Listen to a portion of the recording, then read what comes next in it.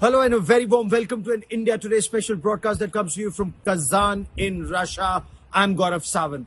While the city is abuzz with the BRICS summit, one of the key takeaways was the bilateral between Prime Minister Narendra Modi and the Chinese President Xi Jinping after a gap of 5 long years. The two heads of state and government met, and this was seen as some kind of an icebreaker after the 2020 Galwan clashes, which led to close to 50,000 Indian troops and 50,000 Chinese troops being deployed at the line of actual control. Just before that, there was an agreement between the two sides that the Indian side will be able to patrol up to their traditional patrolling points, both in Debsang and in Demchowk, the north and south of eastern Ladakh. The Chinese side, of course, will also be permitted to come up to their claim line. There are also a lot of nuts and bolts that are being worked out, but this is just a restoration of the pre-2020 standoff situation. The line of actual control still remains at cold peace.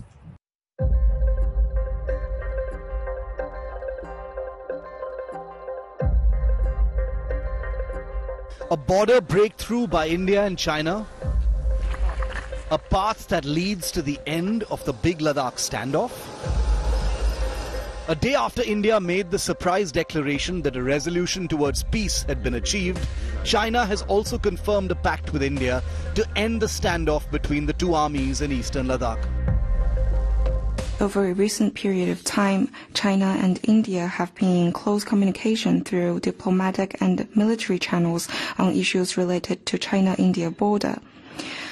Now the two sides have reached resolutions on relevant matters, which China speaks highly of. Going forward, China will continue to work with India to implement these resolutions. The details remain broad. No deals are ever straightforward with China, and the road to the agreement hasn't been an easy one. It was a result of weeks of intense diplomatic and military negotiations. Caution is probably a good idea before celebrating any real breakthrough, but according to government sources, several meetings involving both the Ministry of External Affairs and the Indian Army did take place, with discussions focused on ensuring smooth patrolling in areas where disengagement has already occurred in eastern Ladakh. But the Debsang and Demchowk areas presented unique challenges due to their strategic importance and heightened tensions. Rebuilding trust will be key. The Chinese side is wanting to restore the relationship between India and China to what it was earlier. It wants the other aspects of the relationship like trade, commerce, investment to move ahead. It will, of course, take some time to restore the trust between the two countries, but at least I think a beginning can be made. India and China have come to an agreement about normal patrolling and that there will be disengagement, and the Foreign Secretary says that we are now looking at the resolution of the problem which arose in 2020. This is welcome, but let me put it this way: trust but verify. The timing of the thaw is also crucial. India improving ties with China comes just when it is being hounded by Western powers over alleged operations to kill pro-Khalistani terrorists in those countries. Many experts believe a defreeze in India-China ties could pose a new challenge to the United States. In fact, that could very much be why the two countries have found an opportunity to at least try setting aside their differences. The possibility of India and China going further in resolving their various other disputes will worry the United States, that thinks India has an important role to play in policing the Indo-Pacific to contain Chinese influence. Closer ties between Russia, China and India could also establish the global south as a counterweight to Western hegemony in a world at war. Bureau Report, India Today. The world today is witnessing an intense conflict, whether between Russia and Ukraine since 2022 or tensions in West Asia. In a situation like this, the simmering border between India and China leads to yet another flashpoint. However, both leaders at the BRICS summit sought to talk about peace in the region, and countries like Russia, India, China, the BRICS body paving the way for a better future, for multilateralism. But that multilateralism is only possible when at least two partners in the BRICS, like China and India, are not at each other's throats, and especially because of Chinese transgressions at the line of actual control. If 21st century truly has to be Asia's century, of India and China's century, then China will have to learn to respect the sanctity of the line of actual control and maintain peace and tranquility at the borders. Stability at the borders is the cornerstone of India-China relationship, is the message from the Indian Prime Minister to the Chinese President. We bring you more on this long history of civilizational links, conflict and tensions at the borders.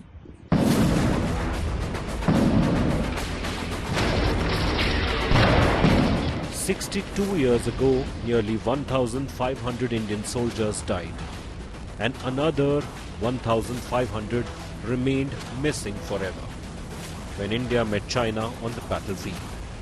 In 1962, independent India was a tender 15 years old when it was humiliatingly crushed by a far more focused, far more relentless China. As newly established republics in the 1940s, India and China had a healthy and mutual impulse towards each other. The diplomatic affection between the two countries became an undeniable template for a world that was recovering after two destructive world wars and decades of colonialism.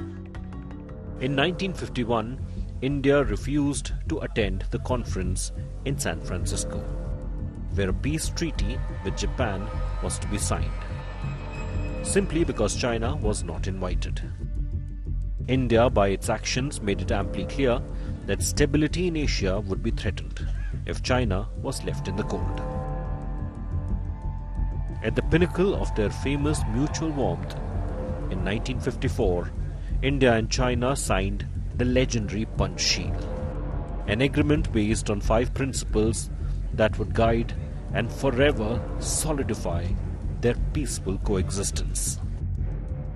But at every step, as it turned out, India's Prime Minister Jawaharlal Nehru was being carefully and meticulously deceived. In 1956, China built a road cutting through Ladakh's Aksai Chin area, connecting Xinjiang and Tibet, making the Aksai Chin area far more easily accessible to People's Liberation Army than its Indian counterpart. In the eastern sector, in the then Northeast Frontier Agency, or NEFA, Indian troops began patrolling heights that China saw as a violation of the disputed McMahon Line. In 1961 and early 1962, a series of skirmishes saw the two armies come over closer to a confrontation.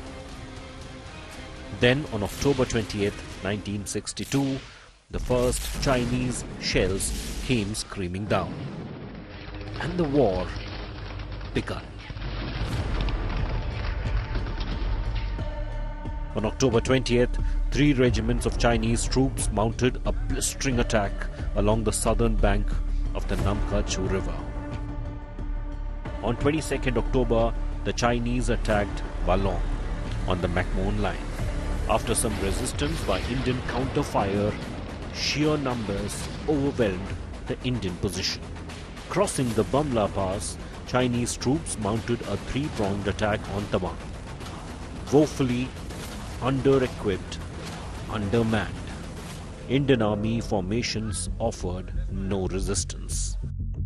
In 3 days, the Northeast Frontier Agency was gone. The Chinese were in control. But the East was only one side of a terrifying campaign. There was also Ladakh. The situation in Ladakh's Aksai Chin was infinitely worse. Although disputed, it was already almost entirely under Chinese control. On October 20th, Chinese forces opened up their battle in the western sector with assaults on the Chipchap Valley. Galwan and Pangong Lake. The Indian Army suffered huge casualties as the Chinese mounted a string of attacks through the western sector. On October 24th, the war abruptly ceased, and there was little or no fighting for 3 full weeks. After 4 days of crushing battle, the Chinese Premier Zhou Enlai wrote to the Indian Prime Minister proposing 4 things: a negotiated settlement of the boundary, that both sides disengage and withdraw 20 kilometers from present lines of actual control, a Chinese withdrawal not in Nefa, and that China and India not cross lines of present control in Ladakh's Aksai Chin. Nehru replied that he was interested in peace but wanted a withdrawal to positions held before the forward deployments that preceded the war. The Indian Parliament declared a national emergency and rapidly passed a resolution to drive out the aggressors from the sacred soil of India. On November 14th, Nehru told Zhou Enlai there would be no deal.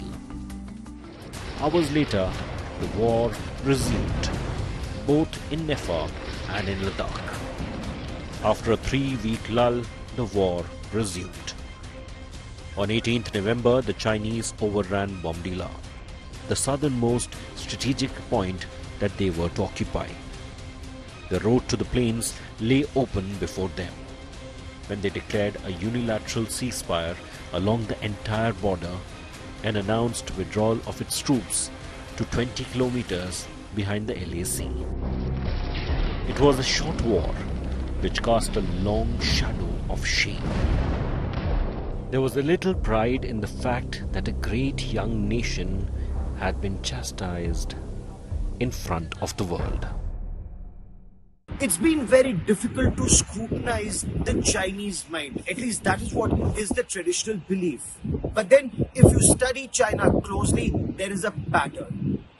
For decades, their leaders, when they came to India or when Indian leaders went to China, there would be a warm hug. There'd be talk about Hindi Chini Bhai Bhai right from the 1950s era till date. But there would also be the Chinese transgressions at the borders. So are we to understand that China continues to speak with the folk tongue? Let's just talk about the last decades. When Prime Minister Narendra Modi took over as Prime Minister of India, he invited the Chinese president to Ahmedabad, opened our home and heart to China. But then there was the transgression of the line of actual control even then. So 2014, there was an incident in Chumar. There had been several incidents even in the past. But whether it's Chumar in 2014 or the incident that took place in Doklam in 2017, or of course the standoff at Galwan at 2020, one has to understand the Chinese mind. They want to keep India on tenterhooks. But the moment India talks to China from a position of strength, then there is hope of a breakthrough. And that is exactly what India needs to do: increase our military, strategic and economic strength and remain cohesive as a unit. The moment you do that, China respects your strength. South between India and China. 3 months after the swearing in of the government, a 16-day standoff occurred between India and China near Chumar in eastern Ladakh in September 2014.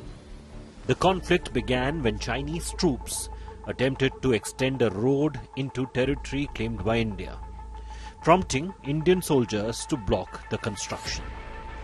Simultaneously, a standoff occurred at the LAC in Demchowk, Ladakh, when Indian workers began building a canal, prompting Chinese forces to push civilians into Indian territory to disrupt the irrigation project. The standoff saw 1,500 Indian troops face off against 750 Chinese soldiers for 3 weeks. The confrontation ended after both sides agreed to withdraw their troops. A year later, there was another brief standoff between India and Chinese forces at Burtse in the Debsang Plains, northern Ladakh, following the demolition of a temporary hut by the Indo-Tibetan Border Police in 2015. The hut was allegedly built by People's Liberation Army for surveillance. Both sides reinforced their troop presence in the area.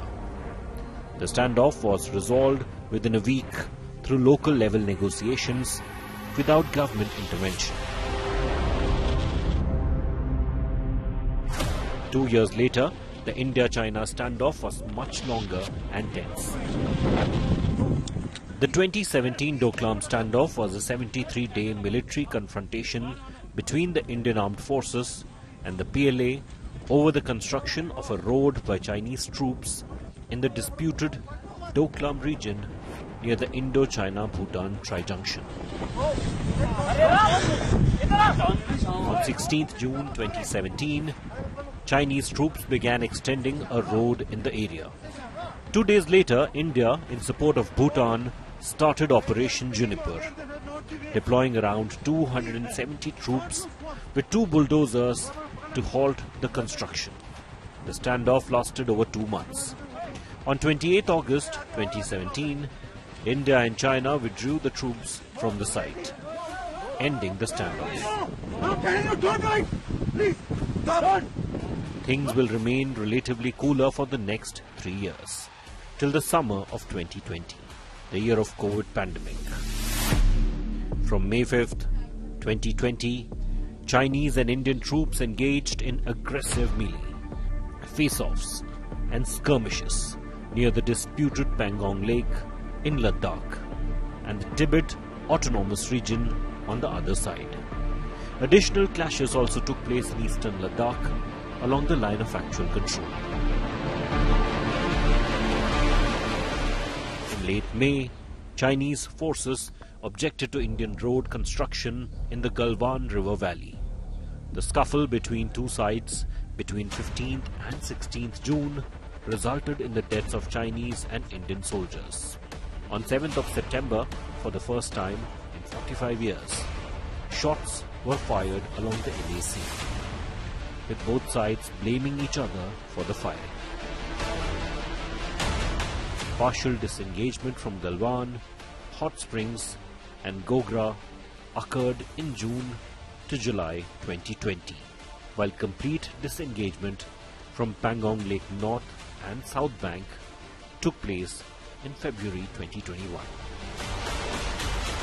A year and a half later, on 9th of December 2022, PLA troops tried to transgress the LAC in Yangtze area of Tawang sector in Arunachal Pradesh and unilaterally changed the status quo.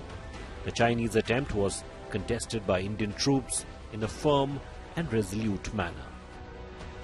Nearly 2 years have passed since that skirmish, and after several rounds of talks, both sides have once again come to see eye to eye.